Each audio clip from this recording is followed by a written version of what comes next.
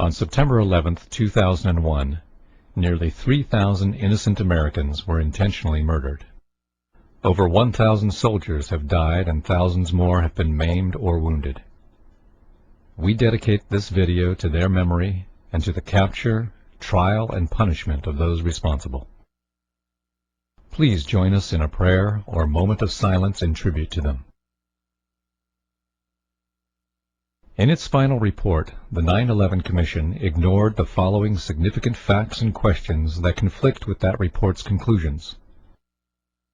Why did a third skyscraper at the World Trade Center that was not hit inexplicably collapse?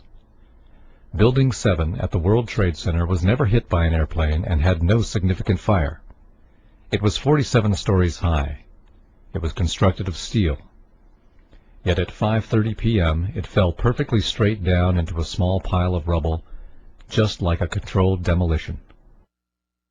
Why did the Federal Emergency Management Agency lament that the specifics of the fires in World Trade Center 7 and how they caused the building to collapse remain unknown?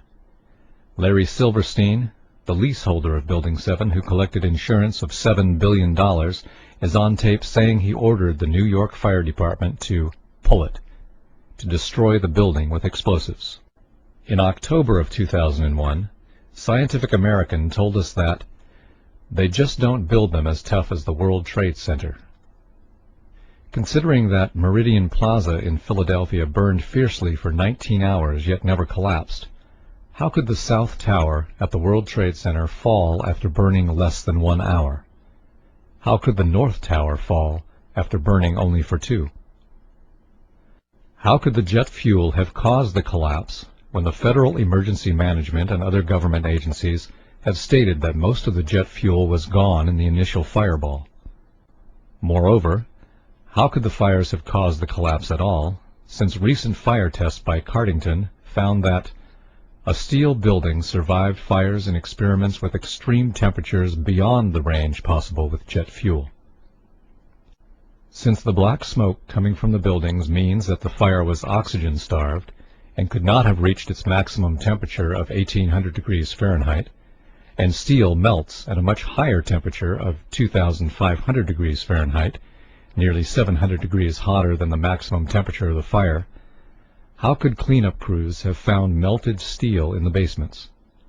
How could, days later, NASA satellite images show hot spots in the buildings that still exceeded the maximum temperatures possible? Explosives like C4, however, create temperatures of 3,000 degrees Fahrenheit, which easily melt steel. Why did Fire Engineering magazine tell us that no steel building has ever been destroyed by fire, that the World Trade Center investigation was a half-baked farce? Why was all of the important evidence illegally destroyed, some before the investigation began? Why was $40 million spent to investigate Clinton's sex life, while only $600,000 was spent on investigating the World Trade Center fires and subsequent collapse? Why did the entire 9/11 Commission spend only $15 million, while expenditures on Clinton's lies exceeded $65 million? How could the airliner's impact have caused the collapse when wind gusts from storms had at times been greater than the impact of the airliners?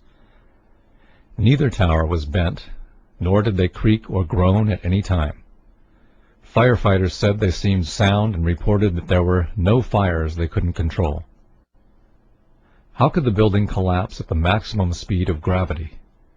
Each floor hit should have slowed the fall, just as if you drop a steel ball from the roof, it would fall faster without resistance. This couldn't have happened without explosives placed inside the structure. How could the concrete encased in a steel-framed pan with 2 layers of carpet over it, riveted inside columns of steel beams, welded together in a network with steel bands, be pulverized?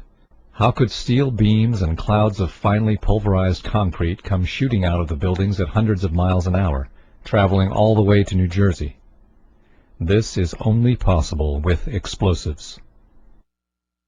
The buildings fell rapidly, according to the 9/11 Commission, because the bolts, rivets, and steel framework were weakened by the fire. If so, Then how could the concrete be pulverized and ejected at high speed, since the force to do that is greater than the force needed to shear the weakened steel, bolts, and rivets? How could the Twin Towers fall straight down when the damage and resulting fires were only to one corner, two sides? Only the tops of the Twin Towers should have fallen, and they should have fallen over, not straight down. In fact, the top of one tower did fall over onto Building 4, so there was no building weight to crush the floors below. So what caused the collapse of those floors? How could a hijacker find and hit the Pentagon whose flight instructor said, "I'm still to this day amazed that he could have flown into the Pentagon. He could not fly at all"? How could a pilot this bad have the flight controllers comment, "The steep turn was so smooth, it's clear there was no fight for control going on"? The complex maneuver suggests the hijackers had better flying skills than many investigators first believed. Why did NORAD fail to stop the attackers 4 times on September 11, 2001? 3 times after they knew the planes were hijacked and intent on mass murder. How could this happen when NORAD had successfully intercepted off-course and suspected hijackings 67 times during the year prior to 9/11, according to the Associated Press on August 13, 2002? Why did Condoleezza Rice lie that the U.S. had no idea that terrorists would use hijacked airliners when Richard Cheney was commanding war games on 9/11, chasing phantom hijacked aircraft? Why were our Air Force planes diverted from intercepting the real hijacked airplanes?